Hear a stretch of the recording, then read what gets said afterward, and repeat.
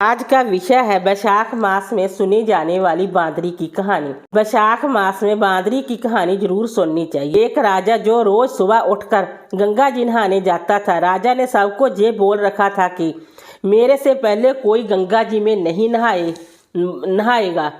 एक बांदरी थी जो राजा से पहले नहा लेती थी। जब राजा नहाने जाता था तो उसको पानी हिलता हुआ दिखता था। जब राजा को इस बात पर शंका हुई कोई मेरे से पहले नहाता है तो राजा ने वहां पर पहरा बैठा दिया। गंगा किनारे एक पहाड़ी थी जहां पर वो बांदरी बैठी रहती थी। राजा के नहाने से पहले ही वो नहाकर पहाड़ी पर बैठ जाती थी। ऐसे ही नहाते नहाते पूरा वैशाख का महीना बीत गया। एक दिन उस बांदरी को नहाते हुए सिपाहियों ने देख लिया और पकड़कर राजा के पास ले गए। राजा का ये प्रण था कि अगर कोई औरत मेरे से पहले नहाएगी उससे विवाह कर लूंगा। राजा ने बांदरी से विवाह कर लिया। वैशाख नहाने के पुण्य से बांदरी के गर्भ लग गया। पूरा 9 महीना होने को आया तब बांदरी ने राजा से पूछा कि जब मेरे बच्चा होने का समय आएगा तो क्या करूंगी। तब राजा ने महल में टाली बंधवा दी और बोला कि जब तुम्हारे दर्द उठे तो इस टाली को बजा देना, फिर मैं आकर बंदोबस्त कर दूंगा। राजा के और भी रानियां थी जिनके बच्चा नहीं था। बांदरी के बच्चा होने वाला है ये बात उनको जला रही थी। टाली बंधी हुई देखकर उन्होंने पूछा कि ये टाली क्यों बांध रखी है। तब बांदरी ने बोला कि जब मेरे बच्चा होने वाला होगा तब राजा को बुलाने के लिए ये टाली बांधी है। तब रानियां बोली कि एक बार टाली बजाकर तो देखो कि राजा आते हैं या नहीं। बांदरी ने टाली बजा दी और राजा आ गए। जब राजा ने आकर पूछा कि टाली क्यों बजाई है तो बांदरी बोली कि इन रानियों ने मुझसे कहा था कि एक बार टाली बजाकर देखो कि राजा आते हैं या नहीं। तब राजा ने बोला कि दोबारा ऐसे मत बजाना। थोड़ा दिन बाद जब बांदरी के बच्चा होने वाला था तो बांदरी ने खूब टाली बजाई पर राजा नहीं आए। जब बांदरी ने रानियों से पूछा कि अब क्या होगा, मैं बच्चे को जन्म कैसे दूंगी, तब रानियों ने बांदरी से कहा कि आंखों पर पट्टी बांध लें और नीचे मुंह कर लें। बांदरी के वैशाख नहाने से बहुत सुंदर लड़का हुआ।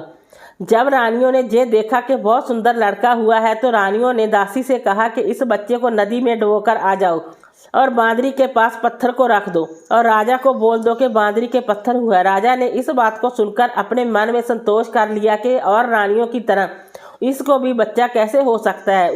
उधर उस दासी से बच्चा नदी में नहीं फेंका गया। वो उस बच्चे को वहां पर काम कर रहे कमार के बर्तन में रखकर आ गई। जब कमारी ने किसी बच्चे के रोने की आवाज़ सुनी तो उन्होंने वहां जाकर देखा तो बच्चा था। तब कमार ने कमारी से कहा कि भगवान ने हमारी सुन ली, हमारे बच्चा नहीं है और भगवान ने हमें बच्चा दे दिया। अगर तू इस बच्चे का पालन पोषण कर सके तो इसे हम अपने घर ले चलें। कुमारी राजी हो गई और उन दोनों ने उसको पाल पोस कर बड़ा कर दिया। लड़के को इस बात का पता चल चुका था कि वो बांदरी के जन्म लिया था और रानियों ने उसको मारने के लिए दासी को दे दिया था। एक दिन वो लड़का कमार का बनाए हुए हाथी घोड़ों को ले जाकर कुएं पर बैठ गया जहां पर दासियां पानी भरने आई। उनको देखकर वह लड़का बोला कि मेरे हाथी घोड़े पानी पी लो। तब दासियां उसकी बात सुनकर हंसने लगी और बोली कि कभी माटी के हाथी घोड़े भी पानी पीते हैं क्या। तब वह लड़का बोला कि कभी बांदरी के भी पत्थर होते हैं क्या। ये बात दासियों ने रानियों से जाकर कह दी। ये बात सुनकर रानियों ने जहर का लड्डू बनाकर कुमार के लड़के के लिए भेजा। भगवान की कृपा से जहर के लड्डू गूंद के लड्डू बन गए। दूसरे दिन रानियों ने देखा कि वह लड़का मरा नहीं। तब रानियों ने राजा से जिद करके कुमार को उस बस्ती से निकलवा दिया। कुमार जंगल में रहने लगा। गणगौर का महीना आ गया। कुमार का लड़का 101 करवा 101 गोली ले गड़ों में पानी भरकर बगीचे में जाकर बैठ गया जहां पर राजा के शाहूकारों की लड़कियां गणगौर पूजने के लिए मिट्टी ले जाने के लिए आई। वहां पर पहले तो उन्होंने खूब खेला कूदा। जब उनको प्यास लगी तो वो उस लड़के के पास पानी पीने के लिए आई। तब वो लड़का बोला कि मेरे पास गोली है, उसको तुम खाती जाओ और मेरे चारों तरफ फिरती जाओ, तब तुमको पानी पिलाऊंगा। इस बात से उनमें कई लड़कियां पहले तो राजी नहीं हुई पर प्यास मिटाने के लिए मान गई। फिर वो लड़का अपने सामने आग जलाकर बैठ गया और उनको गोली खिलाता गया, अपने चारों तरफ चक्कर लगवाता गया। ऐसा करने से सब लड़कियों के गर्भ लग गया। जब ये बात उन लड़कियों के माता पिता को पता चली तो उन्होंने लड़कियों से पूछा कि ऐसा कैसे हुआ। उन्होंने सारी बात बता दी तो उनके माता पिता उस कुम्हार के पास गए और बोले, तुम्हारे लड़के ने हमारी लड़कियों से फेरे लेकर शादी कर ली है। तो वो बोले कि इन लड़कियों को अब तुम अपने पास रखो। तो कुम्हार बोला कि इतनी सारी लड़कियों का मैं पालन पोषण कैसे करूँगा। तब उनके माता पिता ने उन लड़कियों को बहुत धन दौलत देकर विदा कर दिया। थोड़े दिन बाद कुम्हार के घर 101 पोता जन के बच्चे हो गए। कुम्हार बोला कि हम पूरी नगरी को जमाएंगे। तब सब लोग कुम्हार के जिमने के लिए आए। राजा रानियां सब आए, केवल बांदरी को छोड़कर सब आए। जब लड़के ने यह देखा कि बांदरी नहीं आई तो उसने राजा के पास जाकर बांदरी को लाने के लिए न्योता भिजवाया। बांदरी आई, उसको सोने की चौकी पर बैठाकर सभा में बैठा दिया और लड़के ने अपनी बहुओं को बता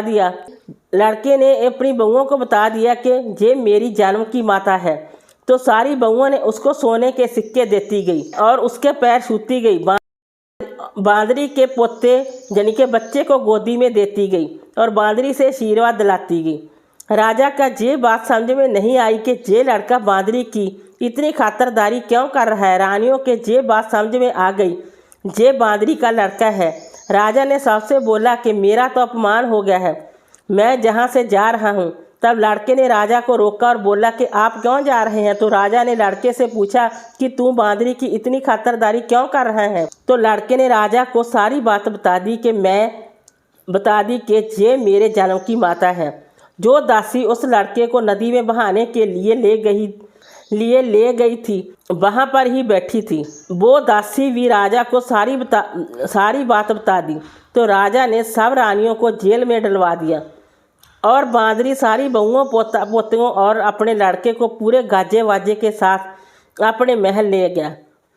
सबको अलग अलग महल बनवा दिया और लड़का राज करने लगा। राजा ने कुम्हार से कहा कि आप दोनों भी मेरे साथ चलो, लेकिन कुम्हार राजी नहीं हुआ। फिर राजा ने कुम्हार को बहुत सारा धन दौलत दे दिया। तब सभी लोग बोलते हैं कि विशाख महीने में नहाने से बहुत पुण्य मिलता है। जैसे बांदरी विशाख नहाई, राजा को राज मिला, उसी तरह आपको भी भगवान सुख संपत्ति दे। धन्यवाद।